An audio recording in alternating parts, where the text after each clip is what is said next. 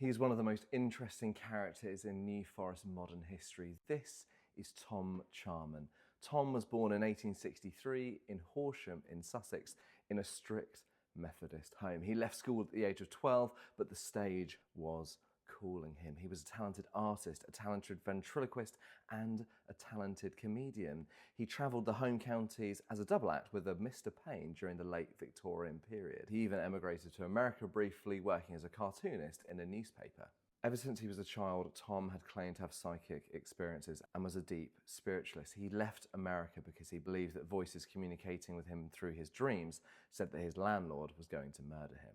Ever the traveller, he moved back to the UK and moved to the New Forest to work with his brother-in-law. On a chance walk to Fording Bridge from no man's land where he was living, he came into contact with an Ernest Westlake, an eccentric gentleman scientist who at that point was only dressed in a loincloth when they first met.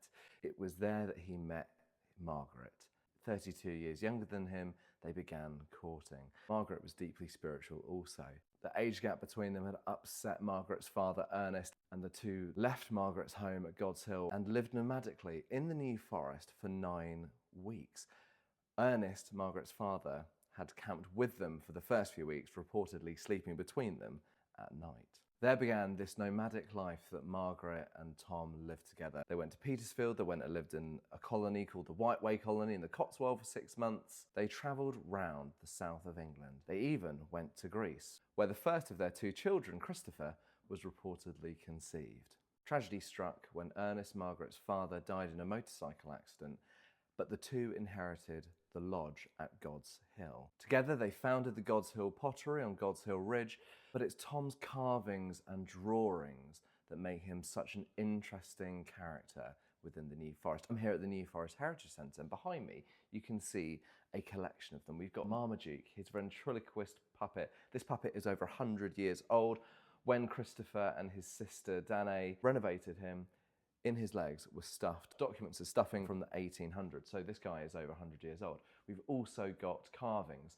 Now these wood carvings are extremely interesting. Tom believed that he could see fairies and fairy beings in the New Forest, and he made these wood carvings of what he believed he saw when he went out for walks in the forest. Author Arthur Conan Doyle described Tom as a man who hunts for fairies as an entomologist hunts for butterflies. He also drew these sketches of these fairy beings he believed he would see throughout his walks in the forest. In his later years, Tom's mental health suffered with dementia, and he lived his final years in a care home where he passed away peacefully in his sleep on the 11th of January 1939. He's one of those special characters in the New Forest with an intriguing story to tell.